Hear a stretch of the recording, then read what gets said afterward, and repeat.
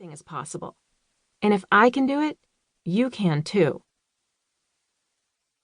Over the past 20 years, I have watched Elisa's drive and passion. I was impressed that she was able to see around the bend when creating iParenting, such a transformative business, from the ground up. She and her team built a business that offered so much value that one of the world's biggest media companies, Disney, bought it. Naturally, when she started her second business, 30 Seconds, it came as no surprise that she once again anticipated the landscape and brought to life a game-changing business to help consumers and brands alike. With only 2% of venture capital funding supporting female founders, despite the knowledge that gender diversity in business leadership yields higher financial returns, clearly there's a long way to go to close the funding gap. So, when Elisa was looking for a trustworthy investor, I proudly stepped into the role of angel investor. But more and more women entrepreneurs are finding great success. And when one of us succeeds professionally, we help pave the way for others to follow and grow. We're creating runways together. I'm excited to see progress, but I recognize that much more needs to be done to ensure women from all walks of life can achieve success. Become the Fire addresses just that. By sharing their inspiring stories, Elisa and 10 other diverse, successful women demonstrate that success isn't limited to insiders. On the contrary, success is something that you can make yourself. In Become the Fire, you'll learn 10 lessons for succeeding in career and life. Lessons shared by outsiders who unlock their own secrets to success. The trailblazing women you'll meet in this book include Desiree Rogers, CEO of Black Opal Beauty and the first Black woman to serve as Social Secretary for the President of the United States. Laura Desmond, who was one of the youngest CEOs when she took the helm of advertising behemoth Starcom MediaVest and became the highest-ranking woman in the advertising industry.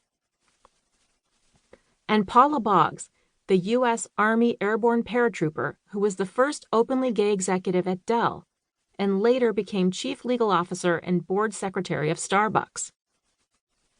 Taking the time to learn the stories of these women and what they believe it took to get to the top, whether they're successful company founders or in the highest ranks of the corporate world, is time well spent for all driven business people.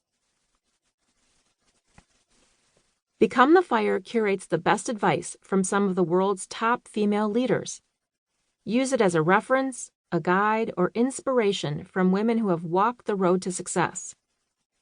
These bold, dynamic women shine a light on their individual paths while championing the larger community of established and pioneering leaders so we can all learn and achieve, too. Whether you are just starting your career, are trying to advance, or are an established leader seeking to improve, Become the Fire will inspire you. I've been in your shoes, so I know you can succeed, and I'm rooting for you all the way. Mary Dillon, former CEO and Executive Chair, Ulta Beauty. Introduction.